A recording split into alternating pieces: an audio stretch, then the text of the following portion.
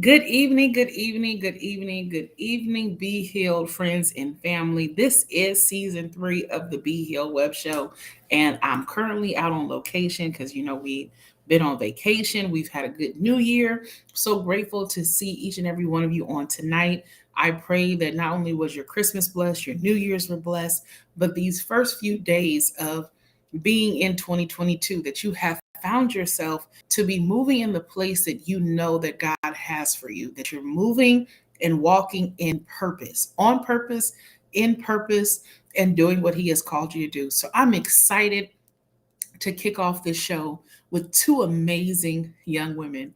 I have the blessed benefit of calling these young ladies my nieces, my blood. I mean, these girls from 2008 to 2010, when these girls were born, they have left an indelible mark on my life. My oldest niece is Naima Simone, and I love her. I mean, she's the first one to call me TT, and just I was able to hold her coming out the womb, and just we made that connection at birth, and I love her to death. My youngest one, Imani Nichelle, when I they everybody says she's my clone, she's my little mini me. She is so beautiful, so smart, so intelligent. Both of my girls, smart, intelligent, kind-hearted young women, and they were so nice enough to put me into their schedule and allow me to interview them on tonight, and share, and for them to share how living outside of the US for a whole year, how that changed their life, how that allowed them to glean and gain a different perspective. I mean, these girls are international travelers. I mean, oh, learning in different places. I couldn't have asked for better nieces, better young people to know coming after me that, the future looks bright because of them. So shout out to my sister and brother-in-law, Angie and Alan. Thank you so much for making these amazing little queens. And so let's bring them in. Bring them in birth order. Naima Simone, there she is, and Miss Imani Michelle. Hi, girls. Yes. Hi. Thank you so much for being a guest on TT's Be Healed Web Show. Appreciate it. Thank you for having us. Of course, of course. So let the audience know what grade you're in. Um, let's just start there. Maybe some things that you like to do when you graduate from high school. I'm in eighth grade. I'm 13 years old, and when I'm not sure what I'd like to do when I graduate from high school. I want to go to college, and then I'm not sure what career path I'm going to choose. Okay, I love that. Um, Hello, I'm Marty Harvey Bowen, and after I graduate high school, I want to go to Oxford or Harvard, Wow. and after that, my career path would be an astrophysicist, and yeah. All right, astrophysicist. Okay, see, this is what I'm saying. Amazing, talented, and bright young women. And so, let's kind of just jump in. These last few years have been very interesting, to say the least. Right? We've Yeah. had some very interesting times. Can you guys just kind of give us your perspective on what life has been for you, dealing with COVID in these past 2 years? Um, it's definitely been hard at times. Um, However, I think that getting sort of finally starting to get out of this thing. Um, we've learned so much and we've grown so much, and this is an experience like that will go down in history. We'll never forget it. And while I do think that there were some times that maybe we missed out on due to this pandemic, um, there was a lot that we gained from it. Awesome. Thank you so much. Imani? Um, I definitely think that the pandemic pushed people to explore their personalities and explore what they want to do in life and stuff. So I'm grateful for the pandemic in that aspect, but the amount of lives that we've lost is very saddening for me. So Absolutely. I totally agree with that. To, you and Naima's point, there's been some good things that have come out. There's been some teaching moments, but then, yes, the there's been some hits, some heavy hits that we've endured. Well, so tell me about this time that you lived outside the US. Tell me, how did that come about? What were your initial thoughts about leaving the US? And let's go from there. Um, my initial thoughts, I was excited, but also, I guess I was sort of uncomfortable with the idea of spending an entire year in a foreign country. You know, like living in the US, you internalize so many ideas about how different countries are, especially places that don't have as many resources. And you just sort of have an image in your head of poverty and just, you know, really hard times. Yeah. So I was sort of iffy about it, but at the same time, I was excited. I had been there before, but I just didn't know how it would go to spend such a long duration of time in a foreign country. Yeah, I can see that. Imani? Going to Barbados, I was kind of scared about COVID and stuff. Since, as Naima said, we have a ton of ideas of what countries that are out of the US are like. So I sort of thought that it would be like unclean, people wouldn't like wash their hands and stuff. So being in a pandemic, it really worried me and concerned me about that fact. But then I realized my thinking was wrong and stuff. So, Yeah. I think sometimes we fear the unknown, right? We don't, because we haven't experienced this before. We don't know what's happening. There is a level of trepidation, and even, high levels of anxiety. That's to be expected. So, why Barbados? Well, my dad's family is from there. You know, he's a first generation American, and his parents are from there. And that's the only other place where we had a chance at getting citizenship. Two, we'd been there before. We had family there, so we wouldn't be entirely alone. Right. And when my mom had decided, maybe it would be a good idea to get out of the country amidst this pandemic, um, that's the first place she thought of because that's the place where all of us had a shot at getting citizenship from. Awesome. Awesome. Awesome. So, you guys head over to Barbados. Were you able like to pack up your whole house? What all were you able to take with you? um, for me, we're only able to take like a small suitcase worth Hmm. because of how small our house was there, and um, also it's we could just buy stuff there. So Right. Did you feel like, oh my God, leaving stuff behind? How am I going to really leave? Like, did you making those choices, picking and choosing what to take? um, for me, yes, but probably not for Naima. For me, it wasn't as much. I was sort of worried about a lot of other things. So, like, what I had to leave behind in terms of like material things didn't concern me as much as what life would be like once I got there. That's good. That's good. So, tell us, how has living outside of the U.S. changed your life, changed your outlook on life? Mhm. Um, well, there's just so many aspects that were so different from the US. Um, One thing that really stuck out to me as soon as I got there is that everyone looked like me. All the people on the advertisements, everyone that was walking around me.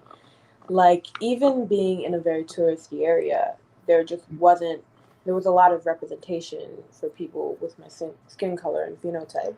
Mhm. And that's something I'm really not used to living in the US. Although I don't live in a very, I do live in a diverse area, but just being in the US, Mhm. where you are a minority, you don't see a lot of representation in advertisements and stuff.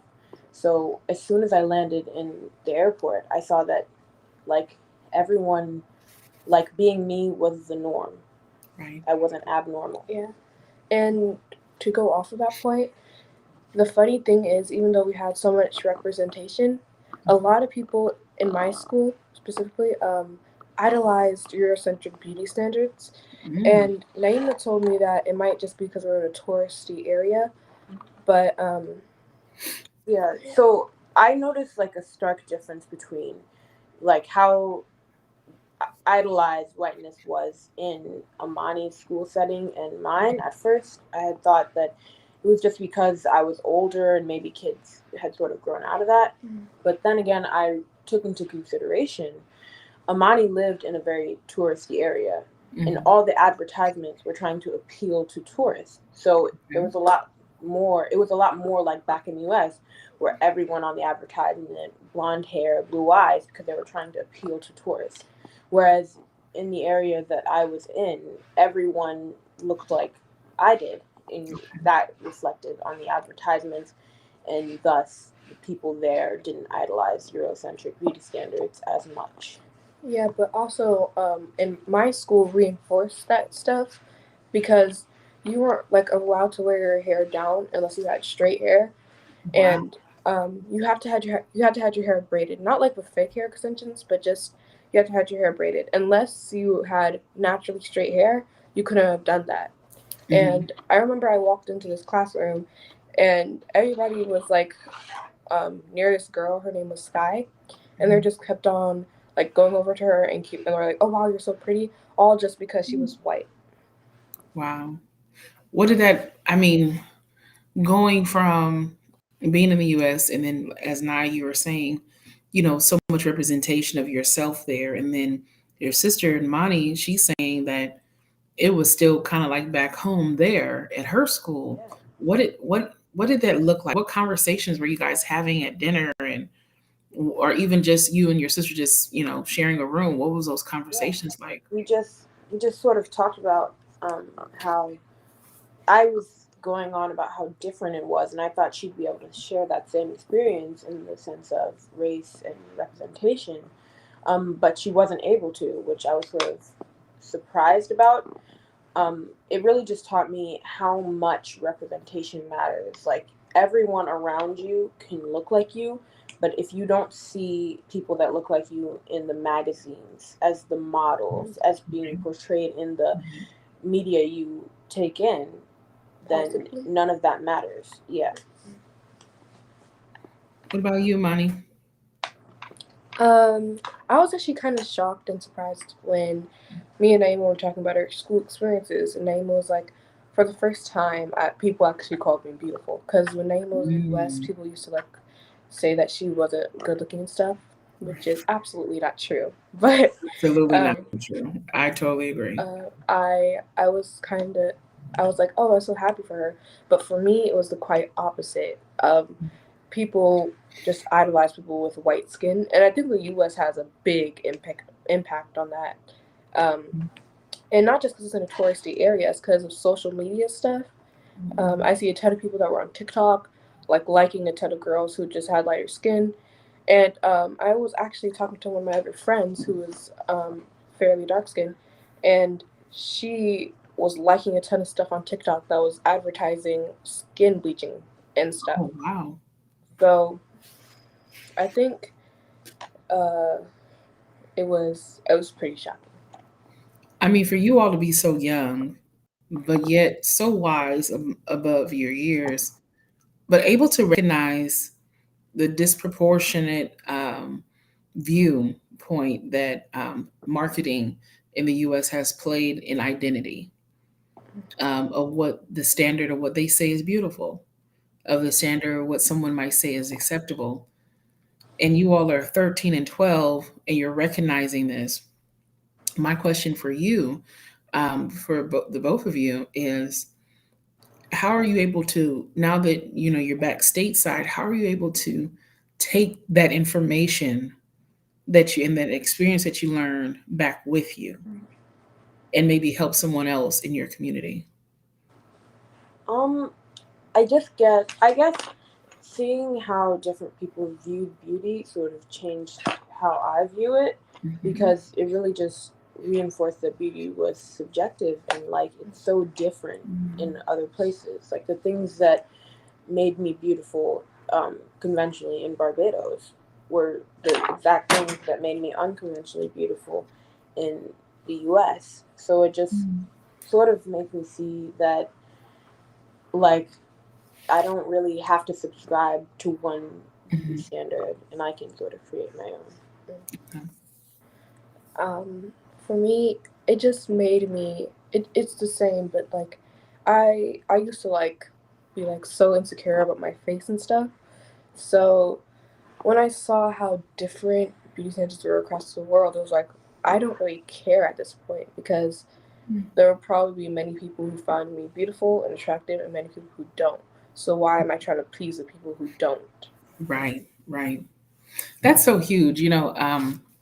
We before we got on tonight, and I was saying to you like, oh, should I put on makeup? Should I do this? Should I do that? And you know, image matters, right? But why do we put such emphasis on image? Why? I think image for me, it was like, okay, no, it's okay, natural, be yourself, Camille. Like, and here I am at 37, still having to remind myself that, and you all are 13 and 12, and you are at a place where you've had this experience and it's transformative for you, and you're able to embrace who you are in all of your beauty and glory. And that is something that is worth to be celebrated. And I hope that you all share that with so many others. What any thoughts that you all have want to share? Um, yeah, there was just a lot that went on in Barbados that sort of changed how I thought about the US.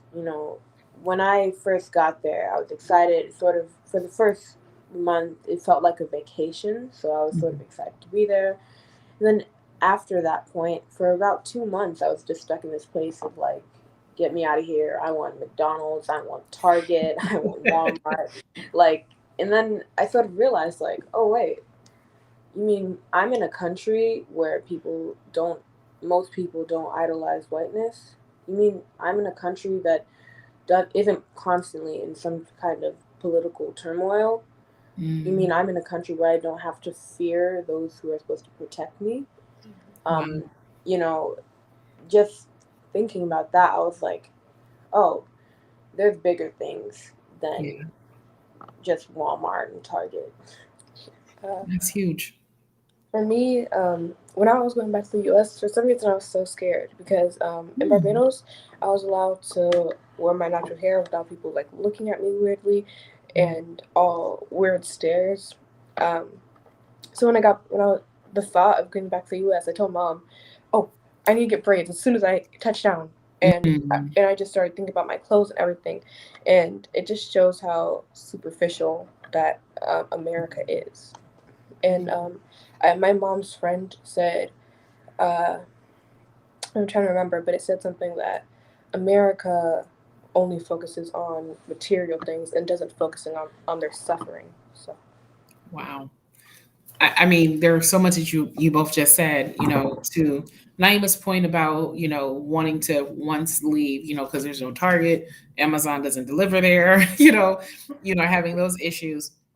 But then you're saying in a place where there's no political turmoil, in a place where you're able to feel protected and served by law enforcement, and even having that freedom of, now again, crime happens, like, we're aware that crime happens everywhere. It's not proximity based, but maybe just not the level of crime or the heightened um, portions that we're so used to seeing here in the US. And I think that is something that's worthy of conversation, feeling that you have a place in this location, not being from there, but yet having ancestral roots there, direct ancestral roots, but yet able to find yourself comfortable, find your identity. And then the moment you're getting ready to come back to the US, it's like, oh, wait, it's almost like having to speak a different language. Yeah. I yeah, think that, you know, I really felt something coming back and just spending a while there. Um, you know, I really hope I'm explaining this right, but like people always say ignorance is bliss. And when and I never really understood that statement, but when I was there, I sort of there was so much ignorance that I was so ignorant before. And then when I was there, I learned so much. Mm, And, that's good. it's very easy to be happy in a country that you believe is the best and has no problems. But when you get to see that, like, oh, there's better places out there, Mm, you sort of, it's a lot less easy to feel happy in a place that you know has so many issues. yeah, yeah, that's powerful. Um, wow. I mean, because even that's a lot there because it's almost you don't know that you were bound until you've been set free, and then when you realize that you were bound that whole time, your viewpoint shifts because you're like, wait, I know I've tasted freedom. I don't want to be bound again. So Yeah. how do you guys keep yourselves from being bound to some of the U.S. customs and cultures and standards that has been plaguing our nation for so long? How do you make sure that you don't allow yourself to get back into bondage? Um, well, for me, I just try to sort of, like check in on like how I'm feeling and make sure that I'm not internalizing anything that could be harmful to my mental health. And I also tried to implement some things that I saw other people do when I was in Barbados into my own life, such as, um, you know, checking in on what's happening in the world outside of my country. I thought that was so strange when I'd see Bajans watching American news, and I was like, well, it's not your country, so what does it have to do with you? And then I Right. realized, like, that's a very American thing to say. That's Hmm. like a very American way of living. So I just make sure that I'm checking in on what's happening in other places because I know it will indirectly or Yeah. directly affect me somehow. Oh yes, we are our brothers and sisters keeper for sure. Imani. For me, I just take a moment to realize what's happening, and sometimes I'm watching videos of people, and I would notice myself being like, "Oh, I wish I could look like that." Then I stop, pause, Hmm. and take a moment and just reflect on what I just said. Wow, you girls are truly brilliant. That stopping, pausing, reflecting, getting recentering of self and like, hold on, this is who I am. This is who I'm not. Like, I'm not going to allow someone else's perspective or ideologies impact me in that way. Naima, I like what you're saying in regarding having the awareness of world news, having that awareness because to Imani's point in regarding, as you view and you see different things that sometimes it can make you feel like, oh, um, I need to make a change, maybe to do this. But watching world news keeps you in an awareness standpoint of what's happening around. And so if there's a conversation that comes up that can impact your world, you're apprised to it. Or if there's a new phenomenon that's sweeping, the Gen Z nation, type thing, or I mean, I believe you all are Gen Zs, Yeah. in your life, you're able to share that. So, you ladies, you've been able to travel, you were able to go to school down there, able to meet new friends, able to work down there.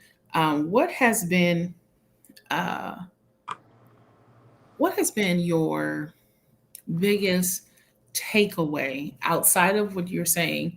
The impacts of Eurocentric. Um, how do you say it? Eurocentrism? Beauty. Eurocentric beauty standards. Eurocentric beauty.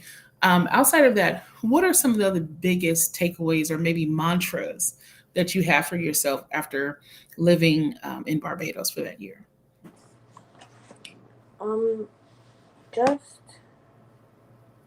you know, don't get so caught up in caring about your own freedom and individual rights. While Hmm. those things are very important, don't get so caught up in that you Yes. forget about the greater good, Right. which I think is a very American problem. When I went to Barbados, There's obviously like there's no utopia. I'm not saying that it was perfect, but um, people weren't fighting about masks.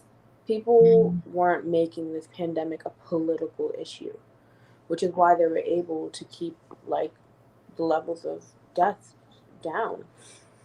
And I just think that's because people thought more in the sense of the greater good, what's going to benefit everyone, not only in my country, but in the surrounding islands. Like, people had an understanding of unity. They were like, we are a unit, so we were going to do what we need to do to help each other, not just myself. Yeah, that's huge. I appreciate that. Thank you, Imani. For me, it would be sweep your own front door before you sweep another person's. And I say Okay. that because the U.S. thinks that they're so great and big, and that everybody else has a problem. While right now we're at a war at ourselves right now in the country. So Hmm. I think we just focus on what you can do before you focus on what other people can do. Inner introspective, reflection. When you made that statement, Imani, there's an old song, sweep around your own front door before you try to sweep around mine. It's a very nice way of saying mind your business, right? Take care of your own stuff. Like that little girl some years ago on the meme where she's like, you worry about yourself, worry about your own self, right? Um, and I think that, to go back to you all's point, it has to be a healthy portion. Be aware of what's going on around you, be concerned, compassionate for others, but as well as don't allow yourself to become high and mighty and prideful and egomaniacal, that you think that you're impervious to the situations of life, and you're just able to walk around in sinless perfection, because that's not true.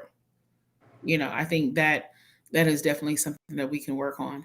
So, ladies, as we're getting ready to wrap up this session, it's an absolute delight talking to you. What if there was some young people listening, some of your comrades down there in Barbados, or some of your friends and family and classmates over in your local school? What would you want to tell them? What would you want to tell? This is a two part. What would you want to tell your classmates, friends, people in your age group? And what would you want to tell parents that they might be able to be aware of and help their children based on your experiences? Um, I just want to tell my classmates and my friends and my peers, don't get so caught up in what's happening in your little world that you don't realize the greater picture.